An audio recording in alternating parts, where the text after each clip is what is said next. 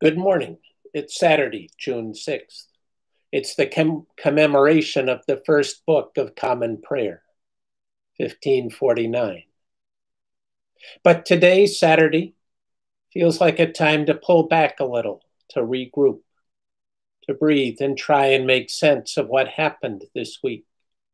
It was a dizzying week, and I'm glad and very fortunate just to sit and think and be for a moment. The fourth verse of the Battle Hymn of the Republic has been going through my head this morning. In the beauty of the lilies, Christ was born across the sea, with a glory in his bosom that transfigures you and me. As he died to make us holy, let us live to make all free. His truth goes marching on.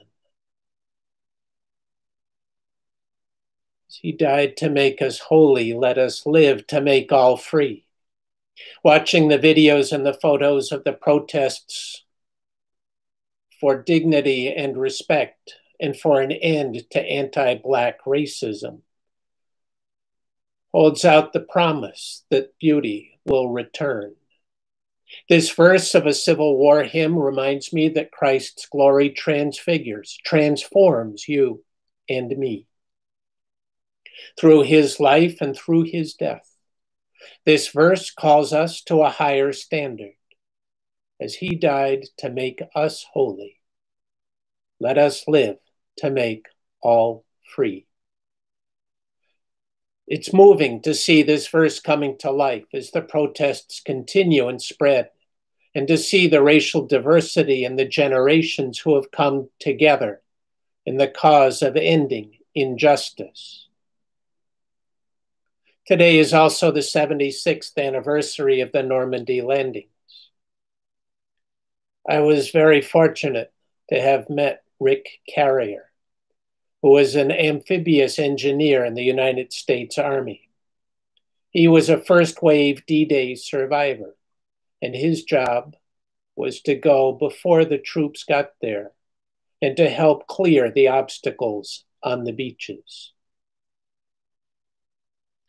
I went in to visit a hospice patient separate from Rick in our inpatient unit. I introduced myself as a chaplain, and the man's response was, "I want you to know that you are talking to a D-Day survivor." I stood up straighter and thanked him and his unit for what they had accomplished. His response to that was, "Look, we were just kids. We didn't know what we were doing. We just did what we were told." It was rare for someone my age to have met two D-Day survivors.